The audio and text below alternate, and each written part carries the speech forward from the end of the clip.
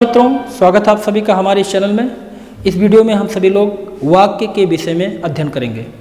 इसके पूर्व हमने अध्ययन किया था शब्द के विषय में, और शब्द के विषय में हम लोगों ने देखा था कि तत्सम शब्द क्या होते हैं, तद्भव शब्द क्या होते हैं, देशज शब्द क्या होते हैं, विदेशी शब्द क्या होते हैं, ठीक, रूढ़ शब्द क्या होते हैं, यौगिक शब्द क्या होते हैं और योग रूढ़ शब्द क्या होते हैं। तो कई प्रकार के शब्दों को हमने पहचानना सीखा।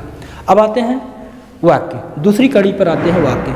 तो जैसा कि पहली कड़ी हमारा वर्ड है, अक्षर, अक्षर से शब्द बना, और अब शब्द से क्या बनता है, वाक्य। तो वाक्य का अध्ययन करने से पहले हमें वाक्य की परिभाषा समझनी चाहिए।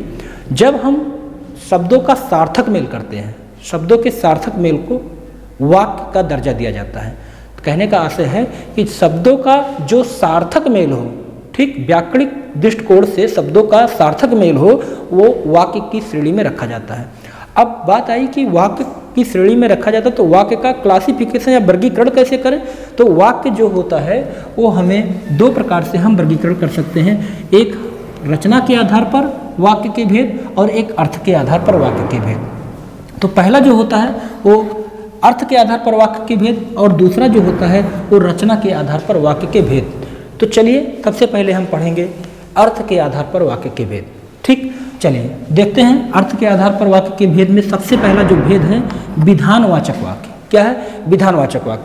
तो जिन वाक्यों में किसी भी कार्य को करने की सामान्य सूचना मिलती है, किसी भी कार्य के होने की सामान्य सूचना मिलती है, वो वाक्य हमारा विधानवाचक वाक्य आता है। ठीक, जैसे उदाहरण के लिए हम कह दें कि मोहन स्कूल जाता है। ठीक, अब यहाँ पर किसी कार्य के होने की सामान्य सूचना मिल रही है, इस कारण से ये हमारा विधानवाचक वाक्य होगा। ठीक, तो विधानवाचक वाक्य क्लियर हो गया। इसके बाद जो दूसरा वाक्य है आज्ञावाचक वाक्य। आज्ञावाचक वाक्य के अंतर्गत आदेश और अनुमति का जहाँ बोध हो, आदेश दिया जाए या अनुमति दी जाए, वहाँ पर आपका आज्ञावाचक वाक्य कहलाएगा। जैसे उदाहरण के लिए हम कह दें तुम वहाँ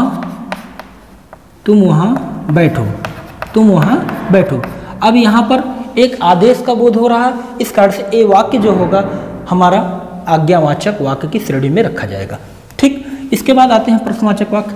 प्रश्नवाचक में प्रश्न क्या हो सकता है, क्या, क्यों, कब, कैसे, ये शब्द हमारे प्रश्न के सूचक हैं। ठीक, तो जहाँ पर क्या, क्यों, कब, कैसे से पूछा जाए प्रश्न, वहाँ पर प्रश्नवाचक। जैसे तुम क्या खा रहे हो, तुम क्या खा रहे हो। ठीक, तो यहाँ पर तुम क्या खा रहे हो ये प्रश्नवाचक वाक्य है।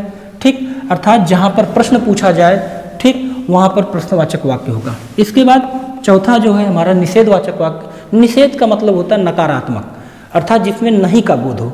अर्थात कहने का मतलब है जिस वाक्य में नहीं शब्द आ जाए, ना शब्द आ जाए, वहाँ पर हमारा निषेधवाचक वाक्य होता है। जैसे राम नहीं जाता है, राम नहीं जाता है, यहाँ देखिए नहीं का बोध आ गया, इसलिए निषेधवाचक वाक्य होगा।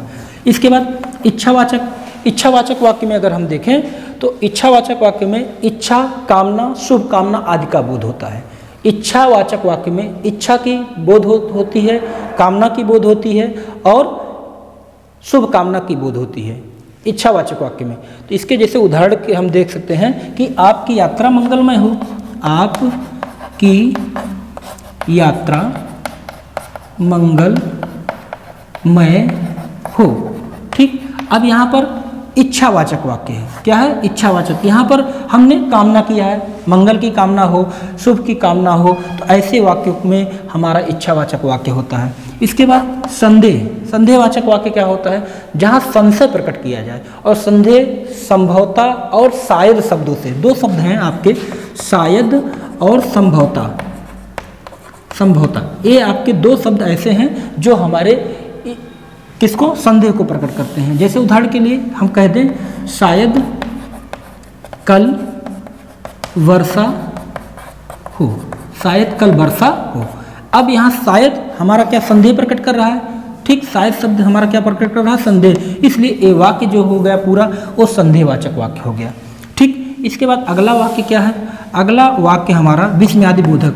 विस्मयादि बोधक का मतलब होता है आश्चर्य हो जाना, विस्मय हो जाना, आश्चर्यचकित हो जाना। तो हर्ष में भी हो सकता है, शोक में भी हो सकता है, ठीक। तो हर्ष, शोक, इस सब का जब भाव व्यक्त हो, आश्चर्य का भाव व्यक्त हो, तो हाँ विस्मयवाचक वाक्य होगा। उदाहरण के लिए अगर हम कह दें कि वाह क्या नज़ारा है, वह क्या नज़ारा है। अब यहाँ पर क्या है? विस्मयादि बोधक वाक्य है। क्यों? क्योंकि यहाँ पर वह क्या नज़ारा है, यहाँ विस्मयादि बोधक चिन्ह लगा हुआ है और ये आश्चर्य का बोध करा रहा है, ठीक। ये वाक्य, इसलिए ये हमारा वाक्य जो होगा विस्मयादि बोधक वाक्य होगा या विस्मयादि वाचक वाक्य होगा। इसके बाद संकेतवाचक वाक्य। तो संकेतवाचक वाक्य क्या होगा?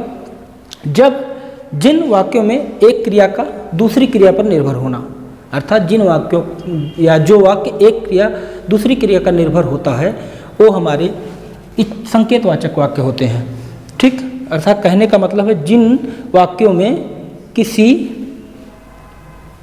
एक क्रिया का दूसरी क्रिया पर निर्भर होता है, वो हमारे संकेतवाचक वाक्य कहते हैं। जैसे कह दें अगर हम कह दें कि अगर पढ़ोगे तो पास होगे, ठीक। अगर पढ़ोगे तो पास होगे। एक क्रिया का जब दूसरी क्रिया पर निर्भरता दिखाई दे तो वहाँ पर संकेतवाचक वाक्य होगा।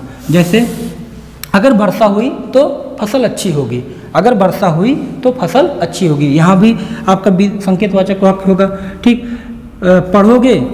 पढ़ोगे तभी पास होगे, ठीक, तभी पास होगे।